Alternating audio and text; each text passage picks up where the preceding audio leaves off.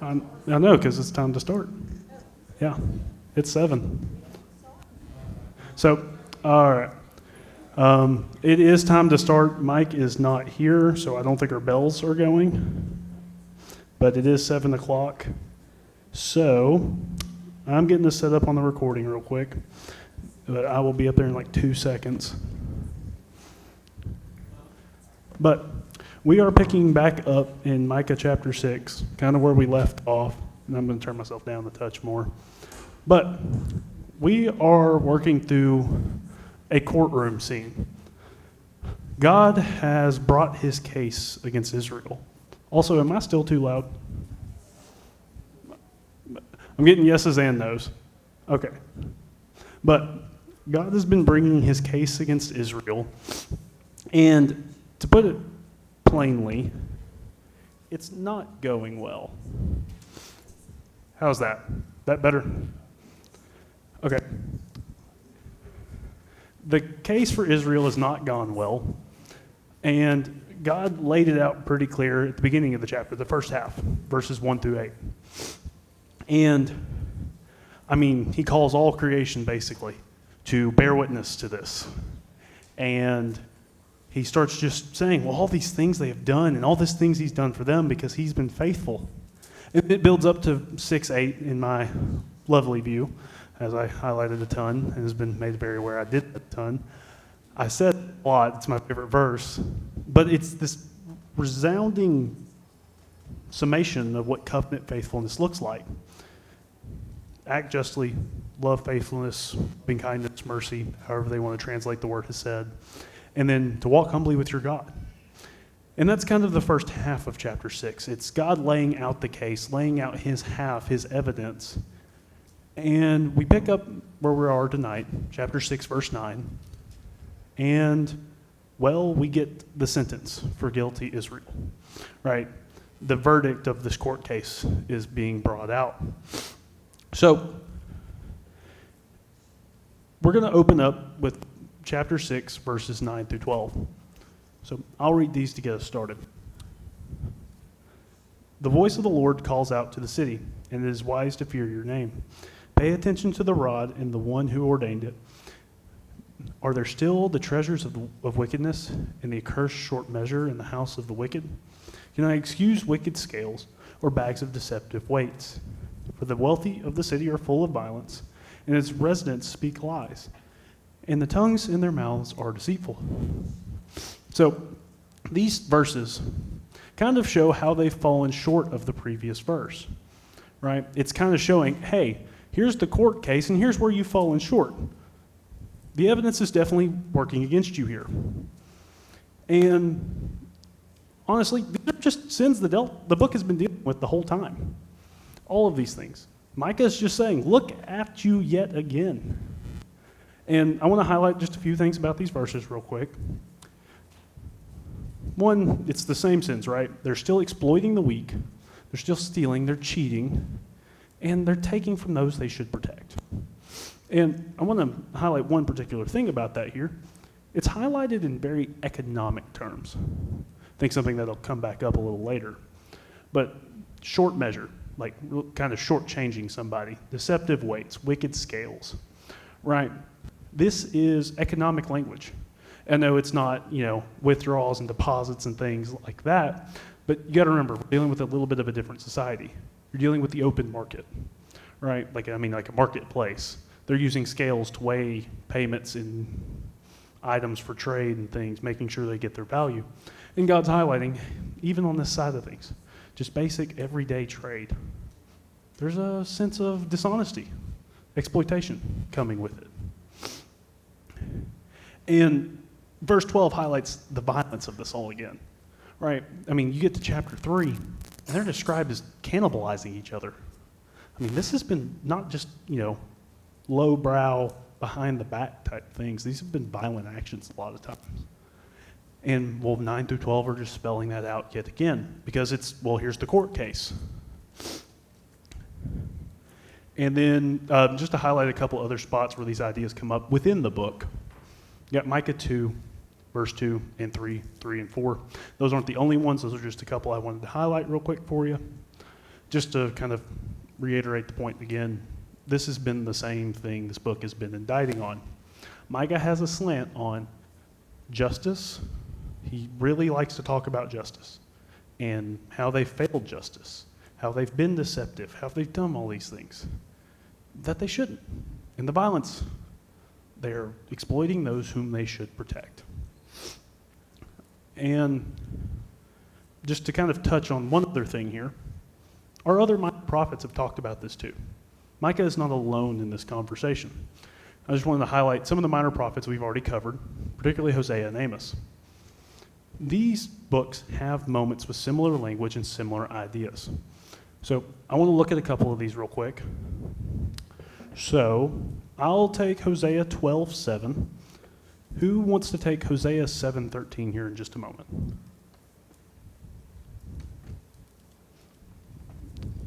Any volunteers?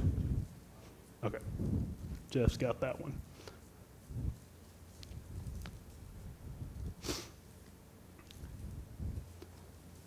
So, Hosea chapter 12, verse 7, another actual moment of God making a case against Israel. A merchant loves to extort with dishonest scales in his hands. But Ephraim thinks, how rich I have become. I made it all myself, and all my earnings. No one can find any iniquity in me that I can be punished for. And I read verse 8 as well, but it's the same idea that Hosea comments on, that Micah's commenting on. They've been dishonest, they've been deceptive, and this has been the charge. And one, well, they're very guilty of. Jeff, can you get 7:13 for me? Woe to them, for they have strayed from me. Destruction to them, for they have rebelled against me. I would retain them, they speak lies against me. Dishonest.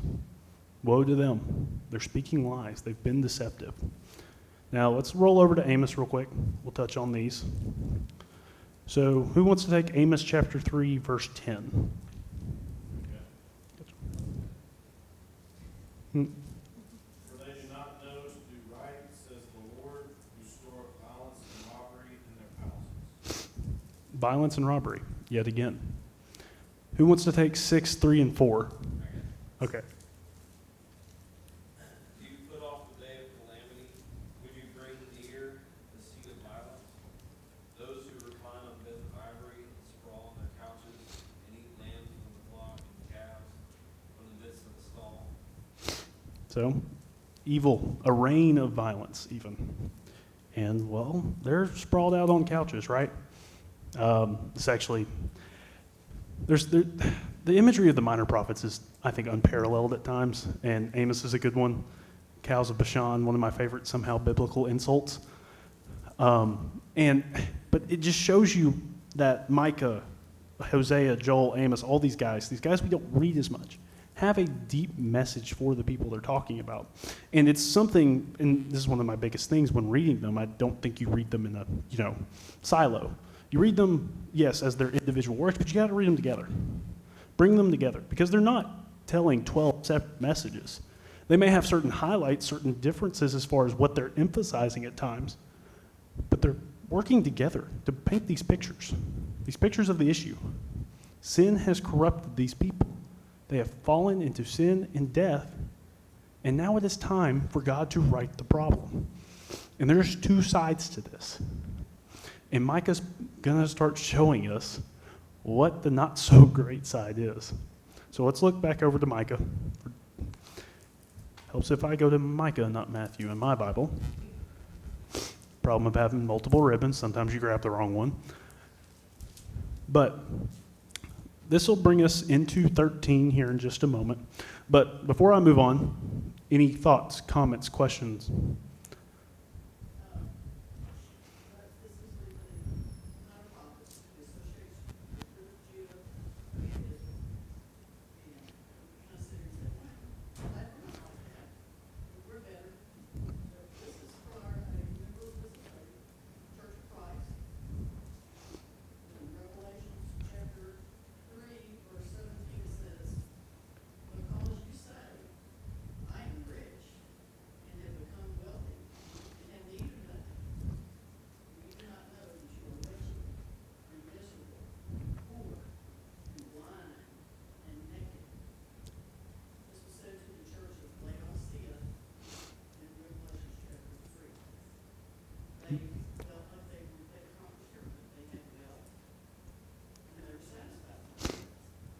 Mm-hmm. So we can never think that we don't belong because technically it's these people. The Mops, right? And you're touching on a conversation I want us to get into here in just a little bit because I have it as part of the presentation I have. But very right. We want to read these sometimes as letters to them. In their immediate historical context, absolutely. Like that is what they're literally written for initially. And these oracles that Micah gives, these, whether they be what he's writing, what he's preaching, what he's teaching, are to them in their initial context. But divinely inspired scripture brought forward through time, through the process of inspiration to us, for us to read, for us to look at, for us to study, so that we might gain. Yet another way God has blessed us is brought this forward so we may look at it. Look at how Israel and Judah were. And then look at the mirror for ourselves and go, am I any different? And if so, how? And if not, I probably need to be. And that's the whole point. As much as we want to rag on Israel and Judah, the entire point is they are no different. They are better pictures of us than I think we want to admit sometimes. And that's my thing. Some of you may disagree. Feel free to. That's Cade's personal conviction. Sometimes we look at them too poorly and don't look in the mirror enough.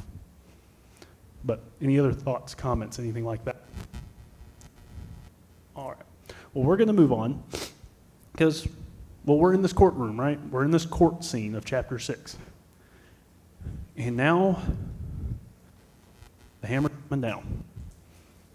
Judgment is being delivered. The judge, God, is administering his sentence. And, put it quite simply, these verses are going to spell out what's going to happen due to their injustice and how this court case is played out for them.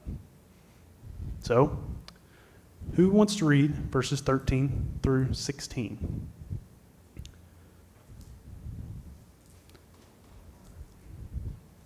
So also, I will make you sick, striking you down, desolating you because of your sins. You will eat, but you will not be satisfied, and your vileness will be in your midst. You will try for food for safekeeping, but you will not preserve anything. And what you do preserve, I will give to the sword. You will sow, but you will not reap.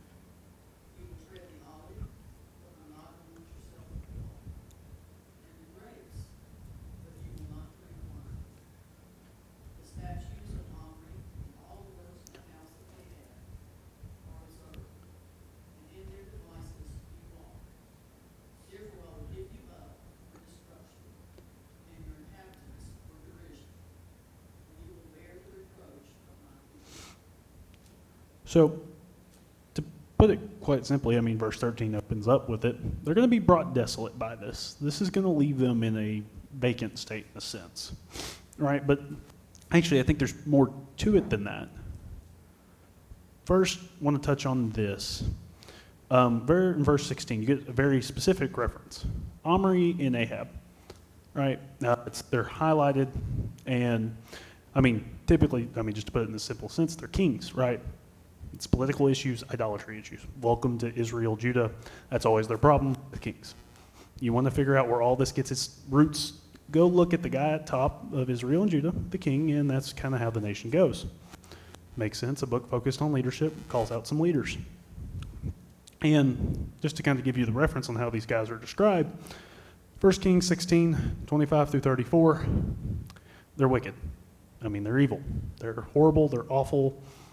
They're like, if you had to pick two guys to call idolatrous and evil, here's pick one and pick two, pick your order, however you may please. And even here, it's just showing what they've chosen as their leadership. Because that's been a thing this book has really talked about in earlier chapters is leadership. How the guys at the top, whether it be prophets, kings, priests, how they've acted in light of how God would act. And Omri and Ahab are pretty good examples of how not to act. And Also, just to kind of highlight something about the previous verses we just got, Ahab's a pretty good reference of everything you don't do from the previous verses. Because all the theft and the violence and all the things 9 through 12 describe, Ahab does all of them in one chapter. Not even the whole chapter, just about half of the chapter. 1 Kings 21, remember what happens there? Naboth's vineyard, right? Ahab ends up in a scheme where they steal the guy's vineyard and kill him. Theft and violence. Death, even. It's not that they just go hit Naboth upside the head and then say, run on. I mean, no, they end the man's life. His earthly mortal time is done by the end of, verse 16.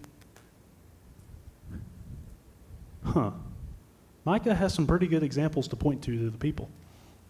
These guys are the problem. These guys have been the problem. Because what's one thing, because we're still right before Assyria and everything happens, Israel. What's the one thing you know about all their kings? Yeah, they're all wicked, all right? That's the thing. Judah gets some good ones in there, thankfully. It's the only thing I think that keeps them around any longer. Israel doesn't win that draw. They lose quite, easily. And here's just another example. But, and this is the overarching picture, I think, of these verses, with what it says, especially through 14 and 15. All these things they've stolen, things like Naboth's vineyard, things like that are just going to be futile. They're really not going to get anything out of this. Because I'm going to be honest, what are you getting out of a vineyard when you're in Assyrian captivity? What is that piece of dirt going to do for you then? What is all that money you took and swindled going to do then? What was the point of hurting and wounding all these people you were to protect when you yourself are in chains? What was the point? I think these verses make it pretty clear. This did nothing. This just led you to destruction, to desolation. There was no point to this. This was needless. So, this is kind of where I wanted to open up discussion a little bit more tonight. I think there's two really topics that we can drive out of these verses, because I think these are touching on something very important, to say the least. So, the first one. All the injustice they commit. It's all for nothing, right? We just kind of touched on that. So, like we were just talking about, turning the mirror back on us for a moment. Looking at these verses, how we measure up to Israel, what they did and what we should do in light of what we're seeing here. How should this transform how we think about acquiring things, right? How should I go about living my day-to-day life? How should I go about my paycheck? My house, my home, how I go and get my next vehicle, how I go and just get the next dollar in my pocket. And also, how should I go about getting that promotion, getting that next, social position? How should these passages make me look at those things and how I should approach them?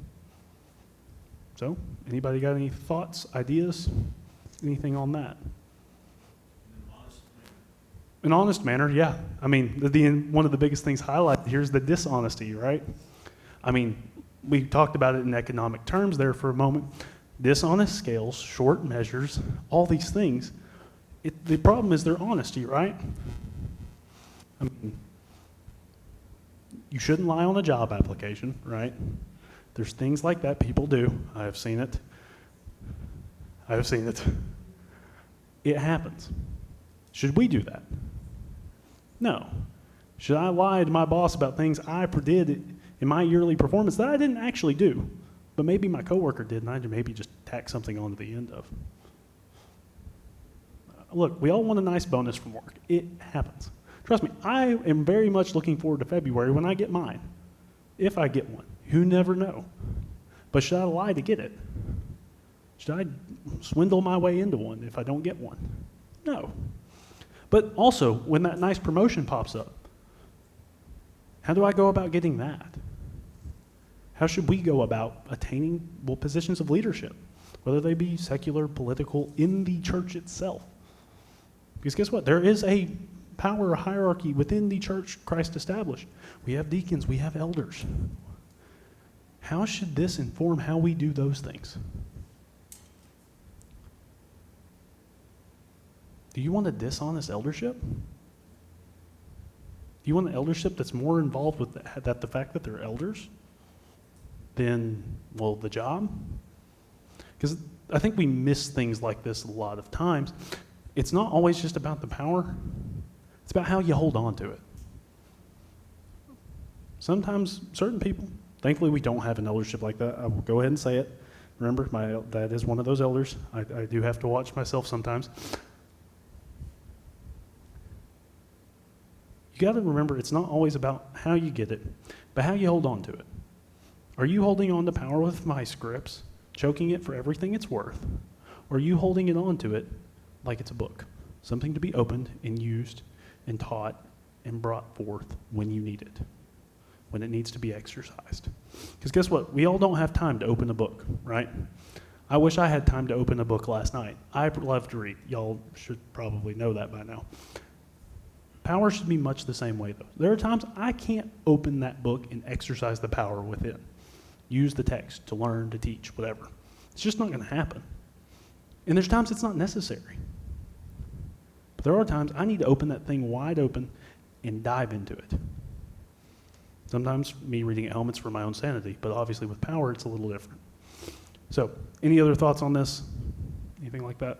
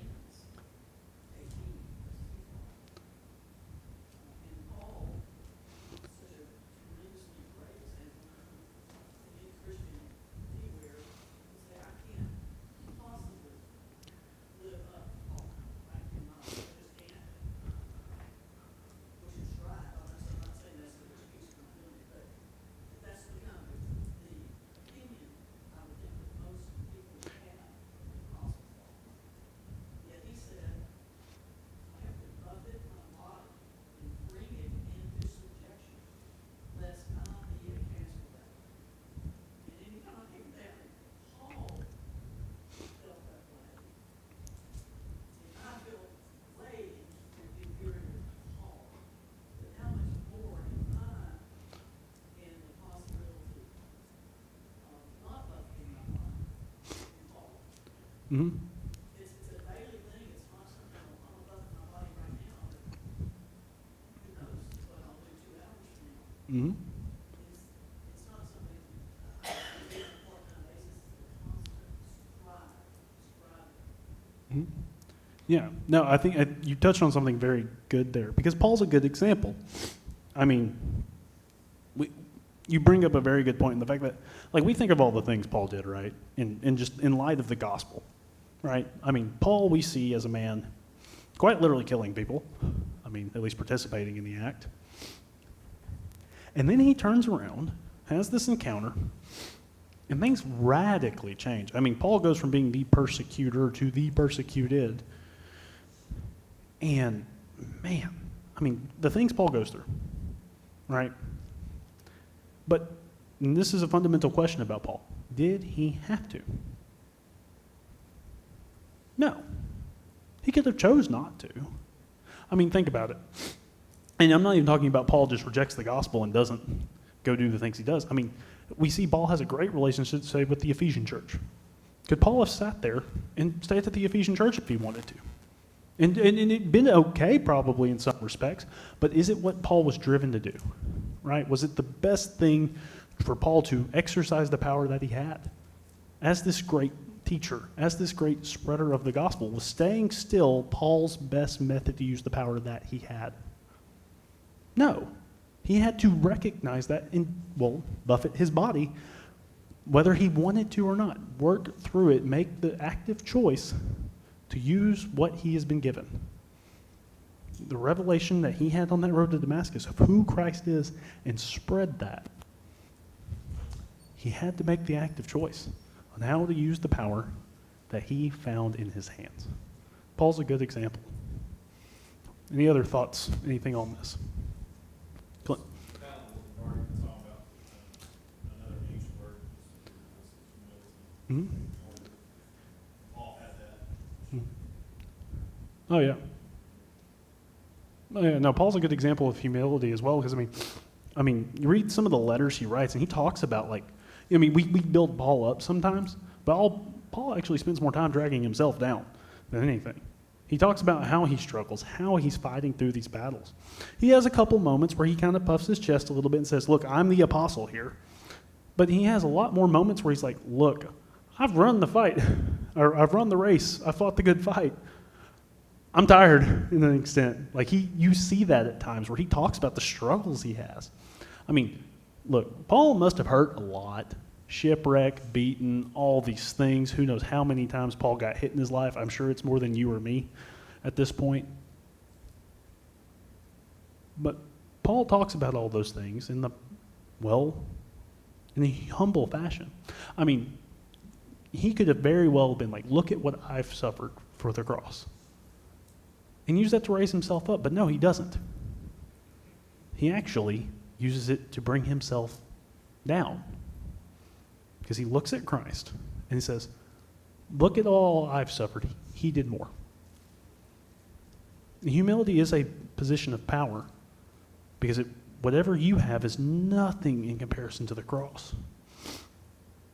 It actually helps you bring it into more, reality. Anything else? Well, if not, the second thing I had here, and this is something I think Israel, Judah are struggling with in this moment.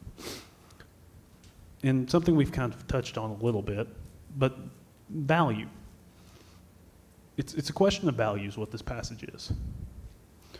What did they truly value in these moments? I think the passage spells it out pretty clear. Money, power, the things they wanted to acquire. Ahab wanted Naboth's vineyard, right? With that comes the money, the power, the social status, all these things. That's what they valued, right? But ultimately begs the question, what is truly valuable? What is this passage trying to inform us is truly of value in these moments?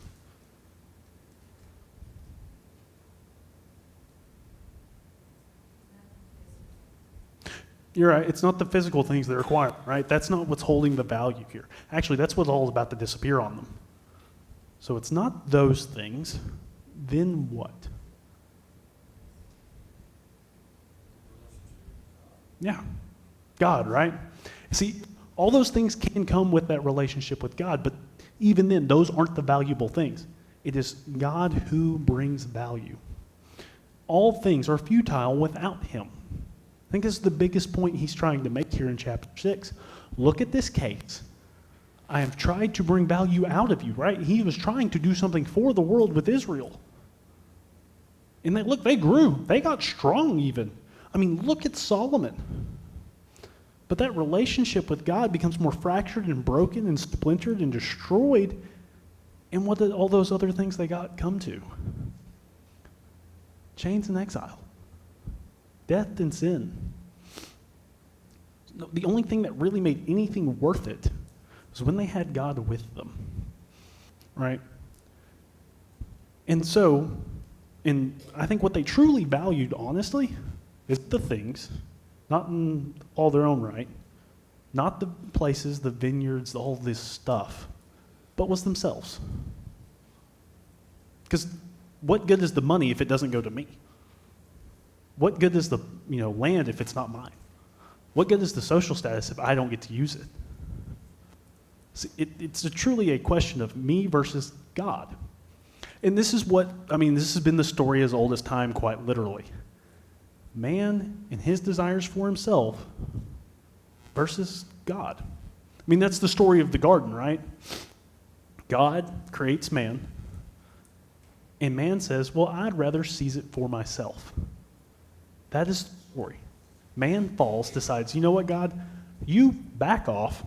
I got this. And everything kind of falls apart.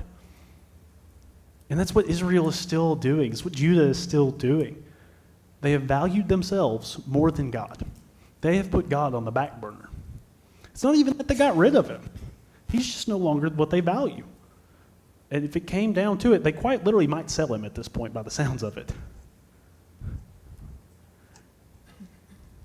But without him, it all meant nothing. So what should we value? Barrett? And it's interesting here, this reversal, you will tread the olive, you will not know where start the oil, the grapes, and all this stuff that they did have that wasn't going to be theirs. Mm-hmm. But that's also how they received this land.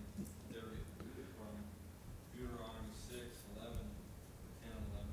It shall come about when the Lord your God brings you into the land of the swore to your fathers, down to 11, houses full of good things which you did not build, hewn cisterns you did not dig, vineyards and olive trees which you did not plant, and you eat and are satisfied.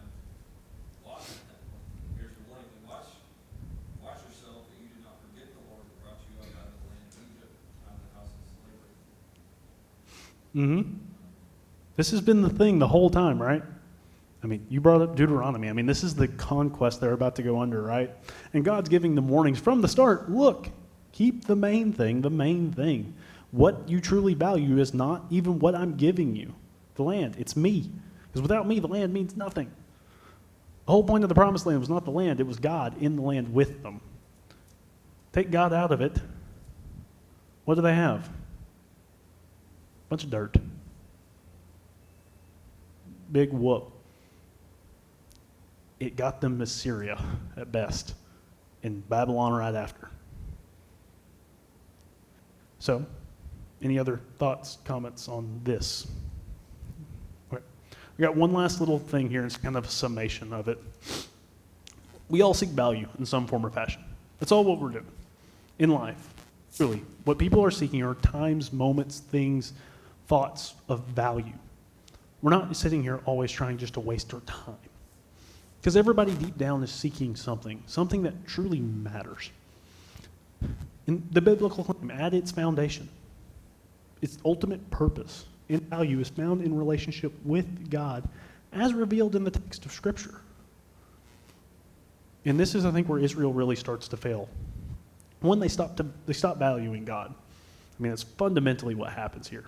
Idolatry, all these things. It's why they get kings. But with that relationship, with that value found in God and purpose, and this is the other half of Micah, it's expressed in how they build relationship with others. I mean, think about it. We just spent a whole chunk of this book looking at how they treat the poor, how they treat the needy, how they have treated those who need them. And all that is an indictment on their relationship with God, just as much as it is with the other people, because one informs the other. We all walk as images of God. How I treat you does matter. How you treat me does matter. How you walk out this building and treat other people matters. Because it is showing how much you have valued God. Whether it be how he said it, what he said, how it should just be lived. Because we all walk in the image of God. Look, guys, a society without a value system, a moral framework, isn't a society. You have to value something. If you're not valuing God, people tend to fall by the wayside. Who needs, people, when I have me? But if you have God at the middle of everything, things change. You get moments like the Sermon on the Mount. Like I said, I read it a lot lately. But it's this uplifting moral value of what shall love your neighbor? I mean, to put it simply. Because, this isn't Sermon on the Mount, but love the Lord your God, and then what's the next thing? Love your neighbor. One outflows from the other, and one shows the other. You got to do these things together. They can't be disjointed. Okay. Any other thoughts on this?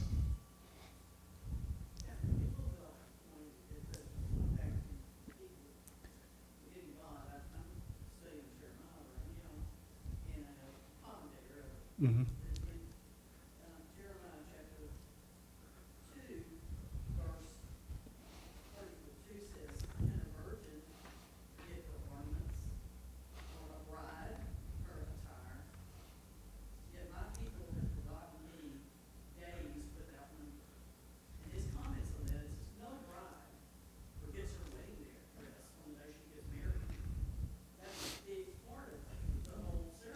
Mm-hmm. No bride forgets to put on her pearl necklace and her engagement ring and her tiara or whatever she wears. Mm-hmm. She's got it all, and she doesn't forget it. But that's relatively minor. He says, Israel is the bride of Christ, but she has forgotten she has a husband. Mm-hmm. That hit me very, what woman can say, oh, I'm just totally proud of that husband. Mm-hmm. You would have to really be a sorry person or memory deranged somehow to not remember that you had a husband. But I just thought the way you pointed that out, that's kind of when you forget God, Mm-hmm. it's like a wife forgetting that she has a husband. Mm-hmm. Yeah. I mean, it is a good analogy, right? Like, oh, man, that is really good. Because of one, yes, the bride forgetting her husband is just this absolutely absurd image, but it's what's happened. I mean, that's the biggest point of Hosea, right? I mean, the entire point is, hey, you've kind of treated me like you're a prostitute. If that's not forgetting your husband, I don't know what is. But also, to go with that, how does the husband feel when he's forgotten? God is the husband here. If there's a husband you don't cross, it's God. Israel is facing. They've crossed God. Well, any other thoughts, ideas, comments, questions, concerns? Okay. Well, we are touching on our last couple of verses. We don't have much time, but we are in the home stretch here of Micah. Micah chapter 7. This is our final chapter. And this one's fun in a lot of ways because remember how early on in the book we kind of, got Micah's perspective? Well, here in the back chunk of the book, we're going to get it again for a moment. We're going to see kind of how Micah's felt. I mean, all these messages from him, all these things he's had to tell them about how they are and what's coming and who's going to get rid of them. I mean, we're going to get Micah's perspective for a moment. And we'll stop here in just a moment. But let's read verse 1 real quick. How sad for me, for I am like one who, when the summer fruit has been gathered, after the gleaning of the grape to harvest, finds no grape cluster to eat, no early fig which I crave. Here's his feeling. Here's what Micah sees. He's alone. He stands here, teaching, preaching, telling the people what's coming, and he looks out and it's an empty garden. He's alone. All these things are coming.